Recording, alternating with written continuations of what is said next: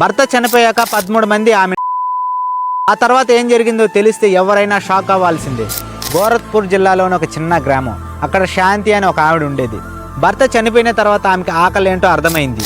ఒంటరిగా మిగిలిన ఆమెకు రేషన్ కార్డు కావాలి, బ్రతకడానికి పింఛను కావాలి. అప్పుడే ఆ ఊరు సర్పంచ్ ఎంట్రీ ఇచ్చాడు.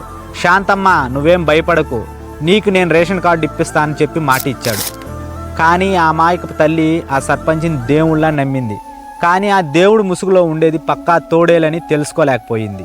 సర్పంచ్ ఒకరోజు రేషన్ కార్డు వస్తుంది, దానికి బదులుగా నీ నుంచి నాకు ఒకటి కావాలని అడిగాడు. ఆకలితో ఉన్న ఆమె ఆ సమయంలో తన ఆత్మ గౌరవాన్ని సర్పంచ్ కాళ్ళ ముందు వదిలేసింది. అక్కడితో ఆ అరాచకం ఆగలేదు. ఒకరి తర్వాత ఒకరు ఆమె పేదరికాన్ని పంచుకున్నారు.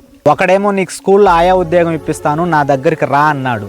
ఇంకొకడేమో నీ పెన్షన్ ఫైల్ నా దగ్గరే ఉంది, అది ముందుకు వెళ్ళాలంటే ఒకరోజు రాత్రి నువ్వు నాతో ఉండాలి అని అడిగాడు. అలా గ్రామ ప్రధాని నుండి ఆఫీస్ సెక్రటరీ దాకా మొత్తం 13 మంది రాబంధువులు ప్రతి ఒక్కరు ఆమె నిస్సాయ స్థితిని ఒక పేమెంట్ లాగా వాడుకున్నారు. శాంతి మౌనంగా భరించింది. ఆకలి తీరాలంటే ఈ నరకం తప్పదని భావించింది. కానీ 3 ఏళ్ల తర్వాత సీన్ మొత్తం రివర్స్ అయిపోయింది. శాంతికి విపరీతమైన జ్వరం, నీరసంతో హాస్పిటల్కి వెళ్ళింది.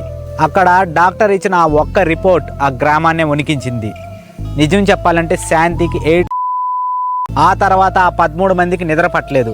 ఒకరి తర్వాత ఒకరు హాస్పిటల్కి వెళ్ళి బ్లడ్ టెస్ట్ చేయించుకున్నారు. వాళ్ళకే ప్రకృతి ఇచ్చిన శిక్ష ఏంటో తెలుసా? ఆ 13 మందికి కూడా అదే వ్యాధి సోకింది. అధికారంతో ఆ పేద అవలిని దోచుకున్న తోడేళ్లకు విధి ఇచ్చిన రిటర్న్ గిఫ్ట్ ఇది. నిజం చెప్పాలంటే ఆమె గాయాలు ఆమె ఆకలి కన్నా లోతైనవి.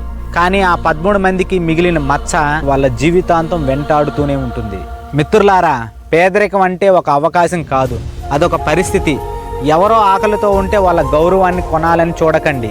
ఎందుకంటే విధి తలుపు తడితే ఎంతటి వాన్నైనా రోడ్డు మీద పడేస్తుందని గుర్తుపెట్టుకోండి. మరి ఈ సస్పెన్స్ స్టోరీ విన్నాక మీకేమనిపించింది? ఆ 13 మందికి పడిన శిక్ష కరెక్టే అనుకుంటే లైక్ చేసి మీ అభిప్రాయాన్ని కింద కామెంట్ చేయండి. Thank you so much. బాబాయ్, సైన్ ఆఫ్, మీ రాజేష్.